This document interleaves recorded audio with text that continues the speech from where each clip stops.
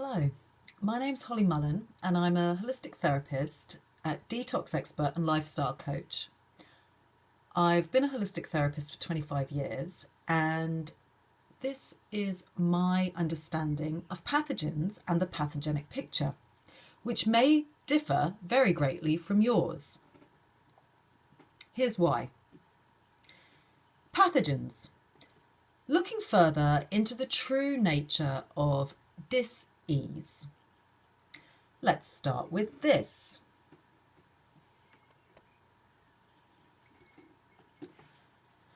A pathogen is described as any virus, microorganism, or other substance-causing disease. It can be any agent that causes disease within the natural organism that has come to be known as the human body. Throughout history, a pathogen has largely been known as a naturally occurring microorganism that the host would catch, pick up, or carry, and likely pass on to others.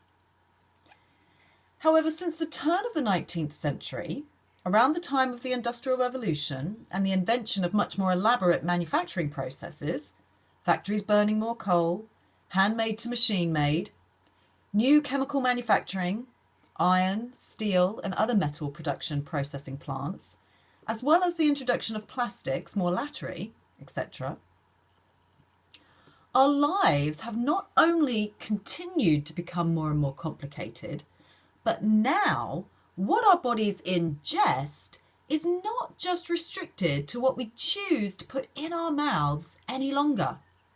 It's also in what we breathe in the form of air pollution, what we put on our bodies in the form of parabens from toiletries, clothes washing, cleaning products, and even in the medicines we consume.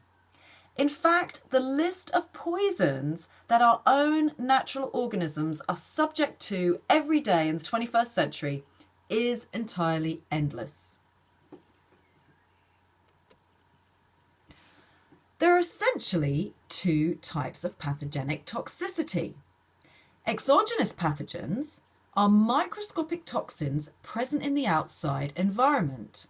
Exo, outside, genus, born from, and can harm your cells if they're ingested, inhaled, or absorbed into your bloodstream, such as synthetic chemicals found in tap water, pollution, petrochemicals in cleaning products, toiletries, pesticides, heavy metals like lead, mercury, fluoride, aluminium, prescription and over-the-counter medicines, as well as some aggressive germs, viruses and bacteria. In fact, there are more than 2 million synthetic chemicals that have been found and identified in our environment, and up to 25,000 are added to that number every year. Endogenous pathogens are toxins produced inside the natural organism as a result of an imbalance in the metabolic function. Endo, within, genus, born from, such as bacterial overgrowth, mold, parasites, fungus, candida, yeasts, lactic acid, uric acid, etc. Some of these toxins are just waste products from normal metabolic processes and are churned out by the second, like carbon dioxide. The main source of endogens is an unhealthy gut. After decades of processed foods, poor eating habits like lack of chewing or eating on the run, as well as physical and emotional trauma or stress, that can and does lead to an imbalance of microorganisms in your gastrointestinal tract. However, unless your health is severely compromised, usually by the exogenous pathogenic picture, your body is well equipped to eliminate these endogenous toxins from your system. You could actually say it's really hard to kill us. The natural man and woman's body has not changed much during the evolutionary process, even in the last several 100,000 years. And to be honest, our basic fundamental natural requirements haven't changed much either. However, in just the past 50 to 100 years, the onslaught of chemical manufacturing and waste byproducts from the many millions of disposable consumables being processed every day worldwide is becoming increasingly harmful, not only for the earth, but all her inhabitants, even now including ourselves. In fact, the earth herself and all green living things actually love carbon as a primary source of fuel. It's only the two species with 2 to 4 legs whose health is compromised by this chemical gaseous exchange. We could actually talk about the soil and how centuries of agriculture and more recently mechanical farming techniques and factory farming, opposed to much smaller food co-ops, small holdings and farmsteads, is breaking the soil. You know, many years ago on retreat, I used to describe our health journey using the 5 elements as an easy way for people to remember our direct connection to the earth and how the importance of that directly relates to our own health. The earth element itself I related to the body itself, and I later found out that homeopathy also refers to the body as soil, and the way we cultivate our individual soil and create a fluid internal environment, the more we can expect our bodies to be in an optimal state of health.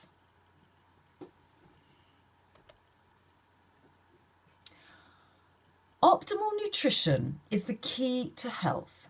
Successful metabolic processes and the efficient breakdown of nutrients is the way the cell acquires energy. The pathways of metabolism rely upon nutrients that they break down in order to produce energy. The metabolic nature of an organism is to be in optimum health, but this is only possible when we're given only the fundamentally correct, basic, natural, organic requirements.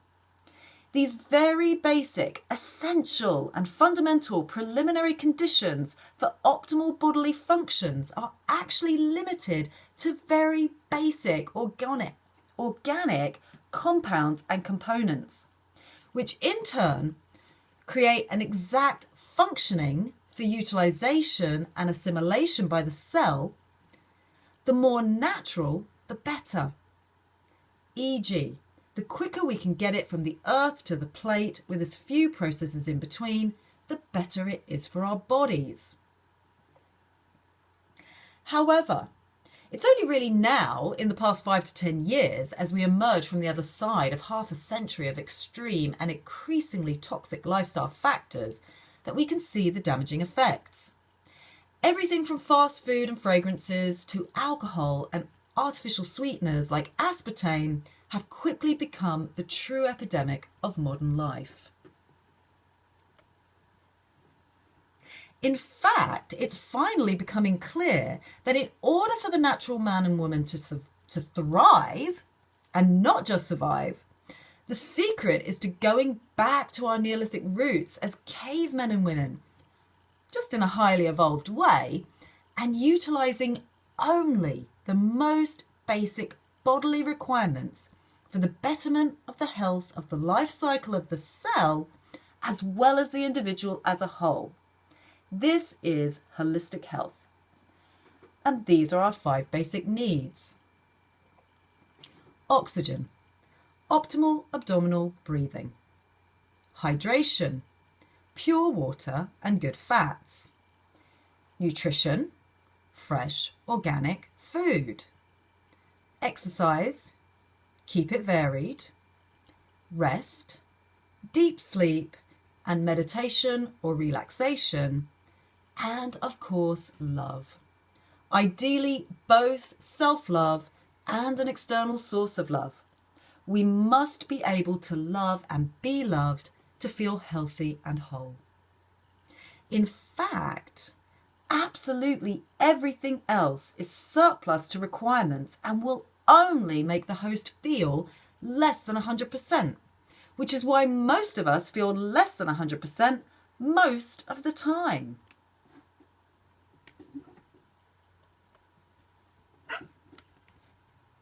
Proper nourishment of the natural human organism is essential to build, upkeep and repair body tissue, as well as for all the efficient functionings of the body. Moreover, what we're now learning is that when we choose deep nourishment of the cells in the form of the exact correct nutrients, we do more than just keep the body alive. The potential is to actively repair and regenerate tissue to such an extent that in a state of radical health, we can even begin anti-aging, or what we now call in the cutting-edge radical health movement as youthing. When our natural state of homeostasis is compromised by outside influences, such as the accumulative nature that the exogenous pathogenic picture presents, this will in turn create an internal imbalance of metabolic functioning, the accumulation of toxicity, and poor health ensues.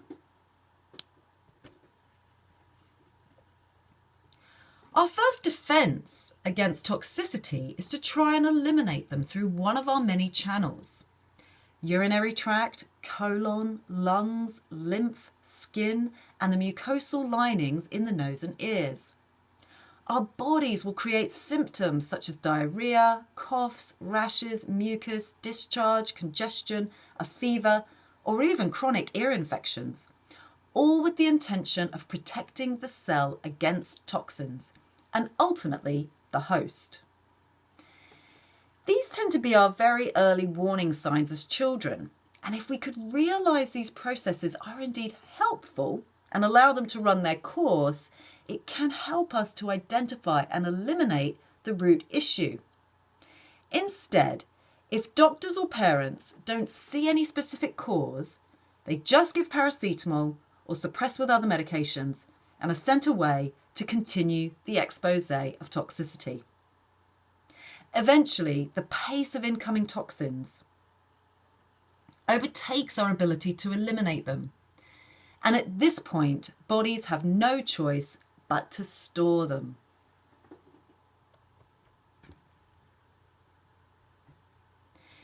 So the body will first begin to store these toxins in existing fat tissue. Stored toxins not only make us fat, but they disrupt fat burning and cause illness.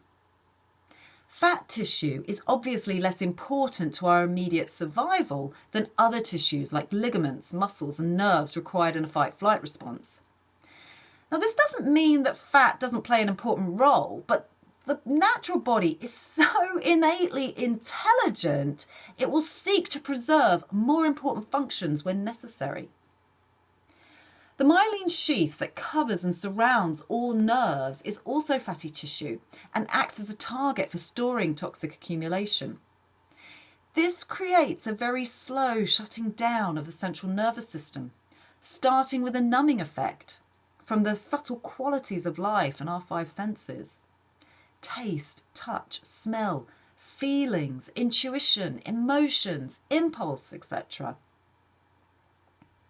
The mechanisms for toxic damage to the nervous system include death of neurons and glial cells by anoxia, inadequate oxygen supply to the cells, interference with electrical transmissions, interference or structural damage to the synaptic junction, interference with chemical neurotransmission, synaptic dysfunction. Other storage sites include connective tissue, muscle tissue and nerve tissue, creating generalized aches and pains, joints and bone pain, and other blood-related issues. And when the exposure to toxicity continues as a result of poor lifestyle habits, chronic inflammation occurs.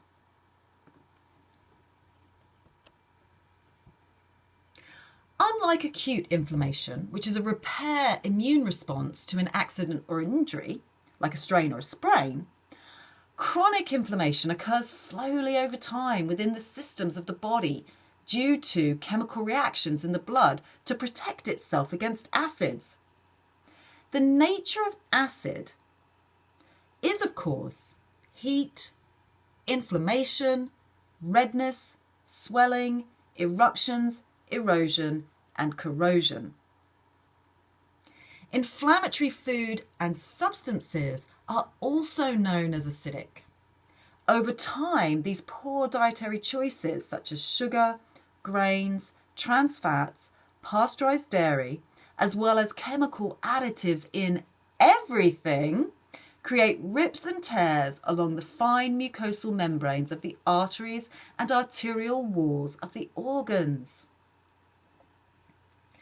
This forces the liver to produce an inflammatory stress chemicals called cytokines. So the blood flows through these damaged arteries. It lays down fatty deposits of cholesterol to act as a band-aid and repair the tiny lesions. This oxidative damage to the cells and tissues of the body is, of course, degeneration and will cause the body to age more rapidly, eventually causing degenerative diseases such as heart disease, cancer, and strokes. This very much occurs mainly within the three most important organs: the brain, the heart, and especially the digestive tract, creating what has come to be known as leaky gut. Leaky gut is the main problem in the autoimmune conditions, though doctors have very little knowledge of this degenerative disease that now plagues many, in the form of hyperthyroidism, fibromyalgia, lupus, ME, MS, and even some cancers, just to name a few. Toxins can also cause damage to our DNA, and long-term exposure can affect normal cell growth, immune response, increased sensitivity, allergies, intolerances, hormonal imbalances, behavior issues, and many other health problems.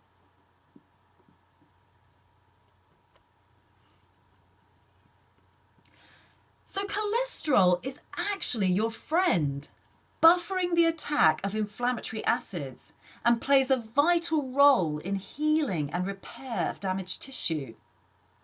It's actually a defense mechanism that has our health in our best interests. We gain fat in the name of health. The problem is people are so heavily in their addiction patterns and addictive behaviours.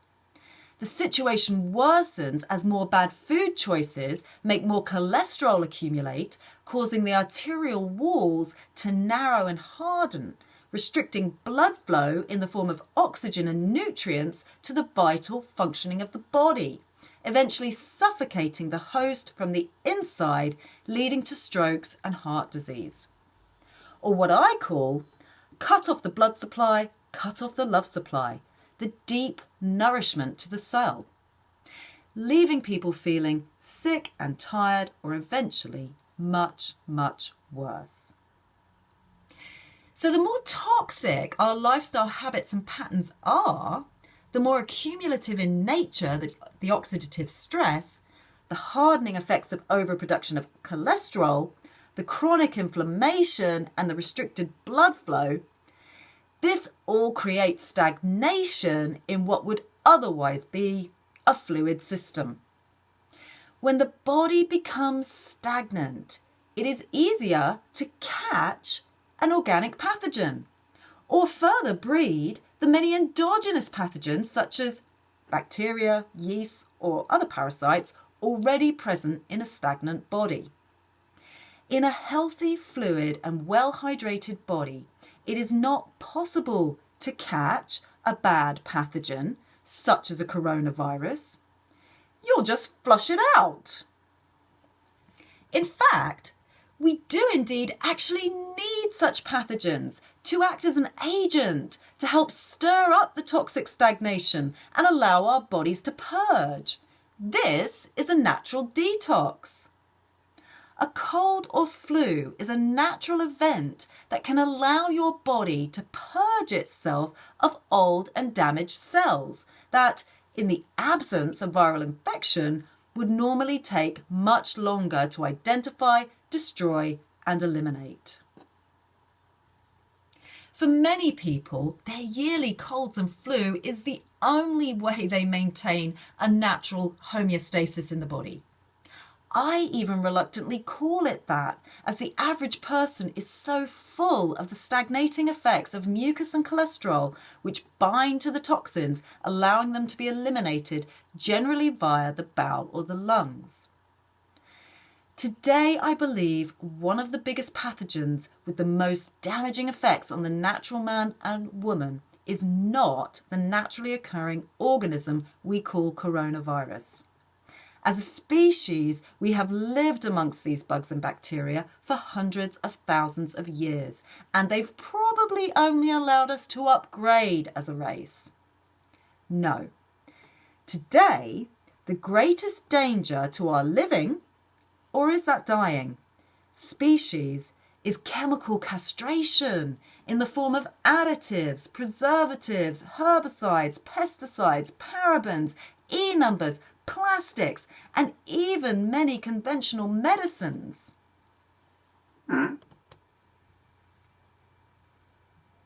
Our bodies are designed or programmed with an innate natural wisdom. This is the immune system. And natural herd immunity is how we've not only survived, but thrived with potentially massive upgrades in the last few hundred years. There are so many gates of immunity for a pathogen to pass through within the functioning of an optimal health picture that not only is fighting bad bacteria easy for a host in a natural organic state, it is, I believe, 100% necessary. This includes the microbiome, which in an optimal state houses up to 100 trillion bacteria of about 1,000 different varieties, our mucous membranes, tonsils, lymph nodes, stomach acid, blood chemicals, and more. It is time to further improve our immune response, create little ninja good bacteria, and continue to upgrade ourselves as a species. It has always been survival of the fittest, and it will always pertain to be. Throughout history even, the weak and the vulnerable would say, "Go on without me," in an entirely revolutionary, selfless act to allow us to continue to evolve so that their energy can eventually transform and rejoin our incredible and ever-evolving species.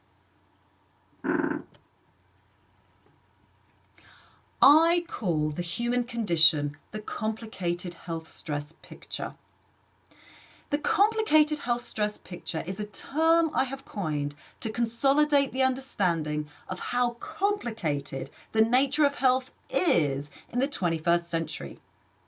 It starts as early as conception and goes on to look at the parental, especially mothers, mental, emotional, physical and biochemical health during pregnancy and the early years. All substances cross the placenta through the umbilical cord and enter into the baby's bloodstream. This determines how and where we begin to hold and carry stress instead of letting it go, and covers at length all the affected areas throughout body, mind, heart and spirit. The fetus is preparing for life based on the messages the mother is providing. This is the nature of holistic health and holism, looking at the entirety of the person. Even just the body aspect itself can be broken down very basically into levels such as posture, muscles and tissue, joints and bones, organs and systems, functions, body parts, as well as the nutritional and biochemical aspects such as cells, fluids, acid-alkaline, nutrition, absorption, assimilation, digestion, and elimination. Just to begin even touching on the incredible complex nature of the natural body aspect of the organism. And that doesn't even begin to include the intricately complex nature of mind, heart, emotions, spirit, and soul levels. According to many doctors, it's the vaccine itself that will be responsible for the further mutations of the virulent strains of coronavirus that are now mutating. And this is nothing new. It has been happening with antibiotics for many decades. Not only do acidic chemical medical exogens also cause lesions in the veins and arteries, forcing our bodies to lay down more and more fat in the chronic inflammation picture, the vaccines also trigger their own form of antibodies that compete with our own natural antibodies. The main aim with conventional medicine is to suppress the symptoms. Nanotechnology in the form of soft heavy metals adds to the toxic exogenous picture of narrowing and hardening, creating a situation where the host can no longer purge. This worries me more than anything. As a holistic therapist, I'm very aware of the benefits of our yearly colds and flu. This simple reactive immune response is in some ways the only purge most people get to free up space in their cells and create movement. Like I said, this acts as an upgrade, giving people more mental clarity, vision for moving forward, and the efficient energy to get the job done. And almost just like that, this simple and generally harmless, except in the 0.1% in whom it's fatal, natural process has all but been destroyed. So it's a direct reaction to our internal environment that determines whether we catch an organic pathogen. And in conclusion, we can see that it's actually as a result of putting anything synthetic or chemical in the natural organism that acts like a deadly pathogen. Other than natural organic organisms, inorganic chemical compounds are accumulative in nature and cause chronic inflammation, narrowing, hardening, and eventually atrophying the host from within. To my heart and mind, and that of the therapist who looks at the organism in a holistic nature, this also includes pharmaceutical and laboratory medicines, which again have an acidic action on the subtle internal workings of the physical body.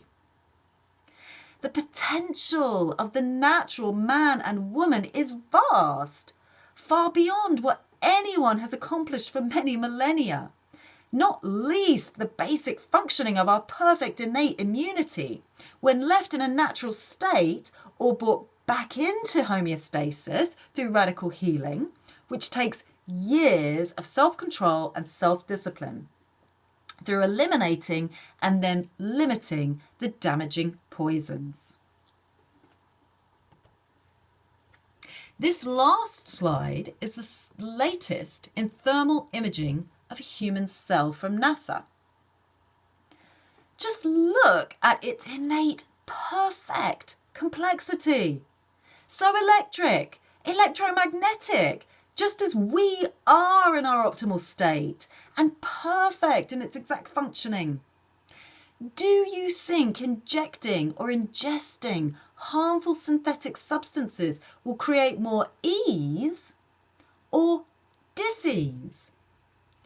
To me, it looks so complex in its perfect nature of precision in the many jobs it has to do. I fear that adding anything will simply complicate the picture further. And after 16 years of experiments into my own and thousands of other detox processes and protocols, through softening, opening and purging, this is very much now my experience. Anything that does not come as a direct source from nature is and actually acts as a harmful pathogen. and even many natural sources, as we well know. In fact, what we're learning more and more is in a diseased state, the best course of action is to subtract, not add, especially a cocktail of complicated chemical compounds that, as inorganic substances, create further inflammation and oxidative stress. So, first removing the offending and degenerating lifestyle factors, and eventually supporting the system through colonic cleansing and deep nourishment is all a body needs to create a state of thrival of the fittest. Thank you.